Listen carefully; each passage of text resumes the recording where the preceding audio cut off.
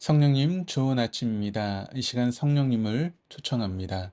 오늘도 내 안에 오셔서 하나님을 기쁘시게 해드릴 것을 소원하게 해주세요. 오늘 말씀을 통해 구체적으로 무엇을 해야 할지를 깨닫게 해주세요. 깨달은 것을 삶 속에서 실천할 수 있도록 도와주세요. 좋으신 하나님의 은혜가 오늘 이 시간 우리 모든 교우들과 함께 하시기를 바랍니다.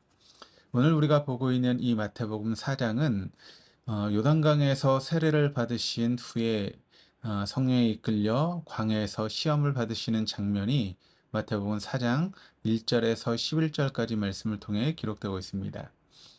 미혹하는 영인 마귀는 진실을 왜곡하여 아담과 하와로 하여금 하나님을 배반하게 한 것처럼 또다시 예수님에게도 동일한 방법으로 시험하고 있습니다.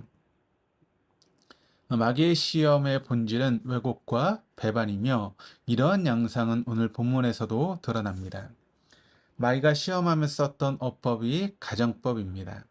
가정법은 사실이 아닌 것이나 불가능한 것을 사실이나 가능한 것처럼 전개하는 화법입니다. 그러나 사단이 예수님께 사용한 가정법은 실제 사실이 아닌 것도 아니며 또 불가능한 것을 가정하는 것도 아닙니다. 마귀는 예수님이 하나님의 아들이며 무한한 능력을 지닌 것을 이미 알고 있으면서도 마치 모르는 것처럼 질문하여 예수님으로 하여금 자신이 제안한 행동을 하도록 유도하고 있습니다. 예수님께 설사 마귀가 제안한 행동을 하더라도 그 자체는 죄가 아닙니다. 그러나 예수님은 유월절 어린 양으로서 겸손히 자신을 낮추시며 메시아 사역을 감당하기 위해서 이 땅에 오셨습니다. 그렇기 때문에 당신의 능력을 자신의 육체적인 고통을 해결하기 위해 사용하는 것은 결코 하나님의 뜻이 아닐 뿐 아니라 당신의 사역의 방향을 왜곡해 버리고만은 결과를 낳게 되는 것입니다.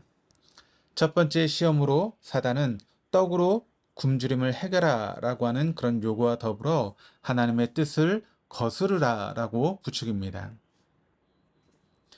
예수님의 권능을 당면한 개인적인 욕구 충족, 곧 굶주림을 해결하는 데 먼저 사용함으로써 예수님이 이 땅에 오신 목적을 왜곡시키고 중단시키려 하려고 하고 있습니다. 예수님으로 하여금 손쉬운 방법으로 고통을 해결케 하므로 십자가의 길을 향한 예수님의 걸음에 족쇄를 채우려고 했던 것입니다. 두 번째는 예루살렘 성전 꼭대기에서 뛰어내리도록 유혹하고 있습니다. 당시 예루살렘 성전은 유대의 정치, 종교, 문화의 중심부였으며 하나님의 임재의 상징으로서 모든 사람들이 주목하고 있는 곳이었습니다. 예수님께서 그 꼭대기에서 안전하게 뛰어내린다면 예수님 단번에 군중의 갈채를 받으며 메시아의 표적을 구하는 무리들에게 확실한 표징을 보이는 것이 되었을 것입니다. 사단은 이러한 명예심과 허영심을 자극하여 예수님을 시험한 것입니다. 사단은 예수님으로 하여금 사람들의 기대와 부응하여 세상 속에서 영웅적인 삶을 살도록 유혹한 것입니다. 세 번째, 자신에게 경배하면 천하만국과 그 영광을 주겠다라고 하는 유혹입니다. 하나님의 구속 계획은 십자가에서 대속의 죽으심으로 인류를 죄 가운데서 구원하시고 또 부활하심으로 영광스럽게 하시는 것이었습니다. 그런데 십자가의 고난은 예수님께서도 피할 수 있다면 피하고 싶을 만큼 엄청난 고통이었습니다. 이 사실을 잘 알고 있었던 사단은 예수님께 자기에게 경배만 하면 영광스러운 이 세상을 주겠다고 유혹함으로써 예수님으로 하여금 하나님을 배반하게 하고 구속의 역사를 완전히 좌절시키고자 하였던 것이었습니다. 십자가를 통과하지 말고 영광을 얻어보라는 제안입니다. 그러나 유월절 어린 양으로 오신 예수님에게 있어서 십자가 없는 면류관은 생각할 수 없는 것이었습니다. 예수님이 당한 시험은 오늘날도 이 땅의 모든 성도가 경험하는 유혹이기도 합니다. 예수님을 시험한 것처럼 육체적인 정신적 약점을 이용하여 우리로 하여금 하나님의 뜻에서 벗어나도록 유혹합니다. 그리고 세상의 영광을 믿기로 하나님을 떠나 자신을 섬기도록 유혹합니다. 그런데 예수님은 그 모든 시험을 말씀을 통해 물리치십니다. 이러한 사실은 오늘 우리에게도 동일한 원리입니다. 결국 우리 자신을 말씀 앞에 우리가 세우지 않으면 우리는 우리 자신의 욕망 앞에 우리를 세우게 될 것이기 때문입니다.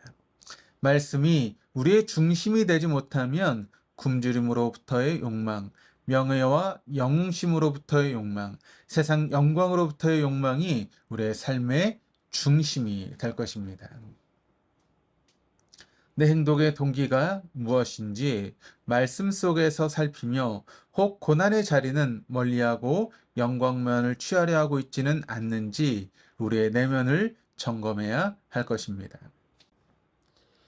오늘날 한국 교회가 그렇게 자신을 교묘히 속이며 고난당하는 이들을 외면한 채 속으로는 은밀하게 영광만을 추구하고 있는 것은 하나님의 말씀의 생명력을 점점 잃어가고 있다라고 하는 반증이 될 것입니다.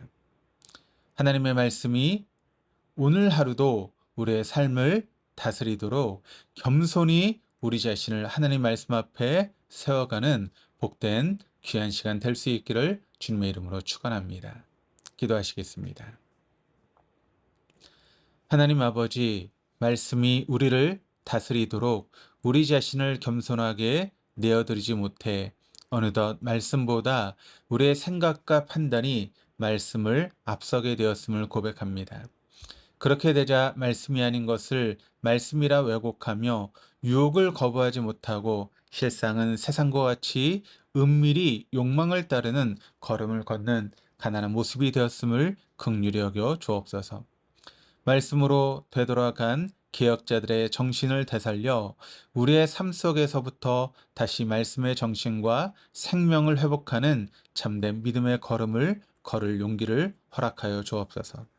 유월절 어린 양으로 오셔서 십자가 구속의 길을 묵묵히 걸으셨던 주님처럼 이 땅에 주님의 몸된 교회로서 우리의 삶의 걸음도 화려한 영광만을 쫓는 걸음을 멈추고 우리가 몸담고 있는 이 땅에서 주님의 말씀이 시선을 두는 곳에 우리의 시선을 두고 말씀이 가는 곳에 마음뿐만 아니라 우리의 손과 발도 가게 하여 주옵소서. 감사드리며 예수 그리스도 이름으로 기도드립니다. 아멘.